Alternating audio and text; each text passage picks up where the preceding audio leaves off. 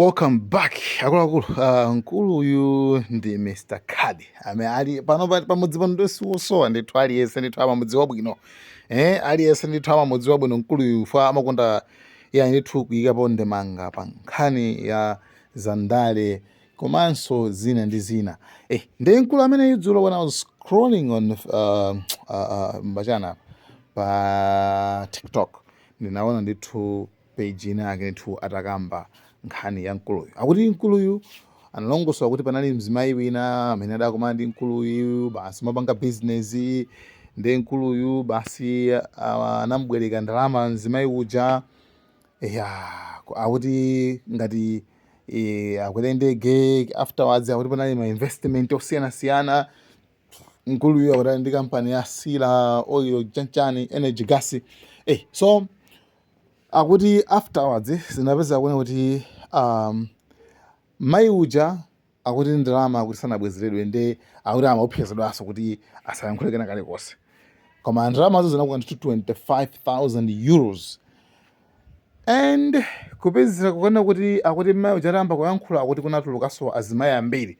Ngati kuti nkuluyu amakonda like kumapanga kumayidonesa ndalama mwa azimayi kumano akuti like scamming, something like some sort of scamming. They actually sitinazitengere nango yang'anang'ana sipacha mbadzo za social media amene zimakhalira.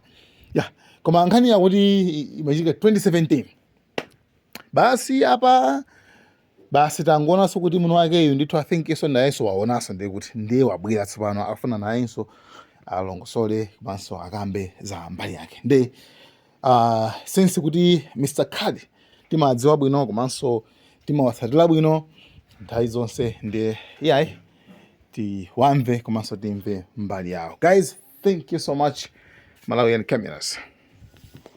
Well, muli bwanja Malawi. Okay. Lero sorry ndikutuluka tupita kagwira ntchito koma ndikufuna lero ndipange address nkhani yoseketsa ndi yabodza. Pa internet pano pamatuluka nkhani zambiri and nkhani zimene umafunika uziziyankha zina kuzitaya. So lero ndifuna ndiyankhe nkhani. Muona kankhani kamene alemba kaatiko alemba anthuwa ka 2017 akuti ineyo ndinadya ndalama za anthu. Nkhani wayilemba mokuti iweyo wowerengawe ukhulupirire kuti ine ndinadya ndalama za anthu.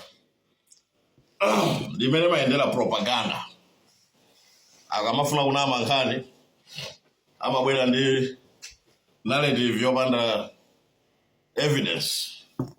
So let us address it. I'm rushing out. Ndikutamanga panopa koma ndiyankha msangamsanga. In 2014, when Peter Mutharika became president, ine nabwera ndi kampani ku Malawi timaiti Hamra Oil. Kwa anthu amene simadziwa, Hamra Oil ndi kampani imene inapanga explore oil ku Malawi, pali ku Malawi, Rumphi, Nkhotakota, Nkhatabe, mpaka na Kalonga. Kampani ya Hamra Oil imapangidwa oni ku Dubai ndi Sheikh. Ndupanga speed up nkhani. Tinawina contract ja, tinapanga explore, tinapanga spend over $60 million Malawi. Kubweresa ndrama ku dziko lathu ndi zimene ndimakhulupirira. Osati kutenga ndrama kwa anthu ndikumadzilemeretsa ine. Koma kuwapatsa Malawi opportunities. Tinalipa ntchito anthu, ma journalist, anthu ambirimbiri ndi kampani imene. Anyway, ntamaliza contract yanga nachoka napita ku Dubai. nakatsekula company timati Sila Energy. Now ndimayang'ana anthu oti ndalembe ntchito, then namulemba ntchito mzimayi wina wake out of recommendation. Chifukwa cha court sindimutchula dzina. Mzimayi amene atamulemba ntchito ndi wa ku Nigeria. Ntamulemba ntchito ndinamuwuza kuti ukhala signatory kuma bank accounts kuti uzitha kupanga cash out ma checks. That was in London.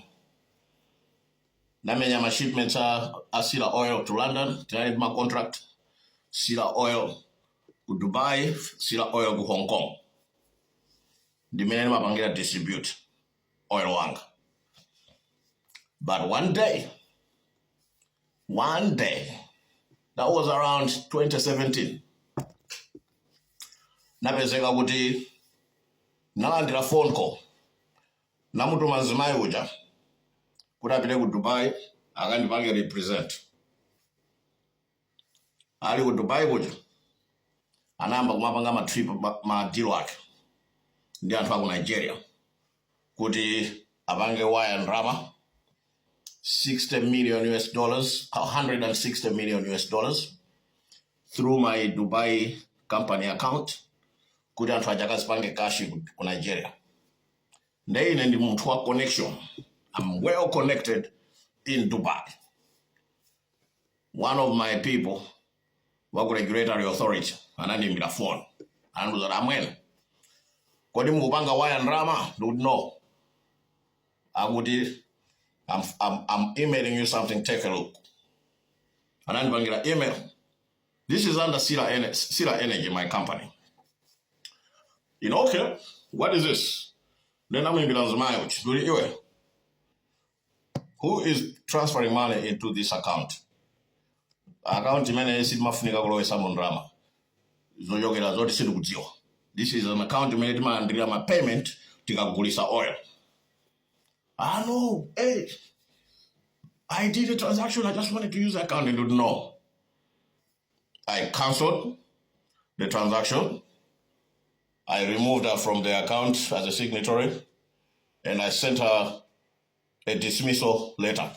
Nanjo Sanchito. Then Tancho Sanchito. Anandre Mbelakala Tanzmayuch. When I would them mundipase severance package yanga mundilipile zonse zimene mwaka mukundipanga all including my benefits. And ndikuti okay, ndikulipira what we are owed you. Koma za trip ya ku Dubai sindikulipira. Ndapanga spending ali 20,000 mundilipire. Ndoti ine sindikulipira. Company ija naipanga shelf da. Now anthu akafuna kugwiritsa ntchito company yako kuti apange londa money uzikhala smart, then naipanga shelf company. Okay, naipanga deregister ku Dubai, ndikuyipanga deregister ku London, ndikuyipanga shelf. Started operating as a shell company. Naipanga register ku Cayman Islands. Dimene mapangira. You avoid problems and trouble. Then tapanga zimene zicho. Napezeka kuti mzimayi uja 2 weeks later anayamba wapanga create my blogs pa internet. Kumandinena naye kuti ndambera ndrama. Kumandi I think amaiti smear campaign kuti akuyalutse. Akakuyalutsa iweyo you should have akupange blackmail. Ndi Nigerians azakaja wina uja namwalira amene ankampanga orchestrate process. Akapanga blackmail, iweyo you have to pay them. Ineyo mumandona ngati munthu oti ndingapangidwe blackmail. Naitenga nkhani manager naika ku court ku London nampanga su. Okay, atapanga ma blogs akaja anazazindikira kuti I have defamed this gentleman. Anandipanga defame wambiri. Bamina namba na kumabweza moto. Court inamwitana. Anamanga. But ineyo ndine munthu oti if you are working with me, if you are making money with me, sindingaupange chipongwe nawo za polisi kuti tantulutseni ameneyo. But restraining order sindikufuna lembeso zinthu zina pa intaneti za ine. Ndikumenera Malawi awawa atenga nkhani yawoyo. Nkhani imene atengayo ndi chifukwa chakuti ine pa page pathu pano ndimalemba zopanga expose anthu amene akuononga dziko lathu la Malawi. Ndenda ndapanga expose anthu ambiri ayambapo no ena akuti imeneyo ndi njira yopanga smear campaign. Banja kukatenga nkhani za 2017 nkhani zokuti ineyo I am the one who was a victim. Yeah, a victim of defamation. When people come online, yeah, thinking no shred of evidence. That is why I made an impact article secret by TikTok. I live in the evidence in more yoke. I've walked away by many moments. Ineo, naitenga article yaweja. Ndufuna nimpeze walembayo. Because in case you caught it, tinaipanga kale fire. They wouldn't tell you banga so fire wa uyu nikangojoa kuti amakhala kuti. Mwani verses. Lea Malawi, mukama werenga kaniyo, iwerengeni. Ineyo panova, this banga be exposed antu amene akuononga dziko lathu. Sia Energy naigulisa $1.5 million. I made money. Nabanga create company. My assets are company anga they are about 5 million. In the cinema dandaula ndi tindrama toti amabira ampawi ku Malawi. Anthu onsewa amene akulemba timati kusangali mbane ndi. Anthu osauka amene ntchito yawo ndikubera anthu osauka ku Malawi. Tamvana? Salute.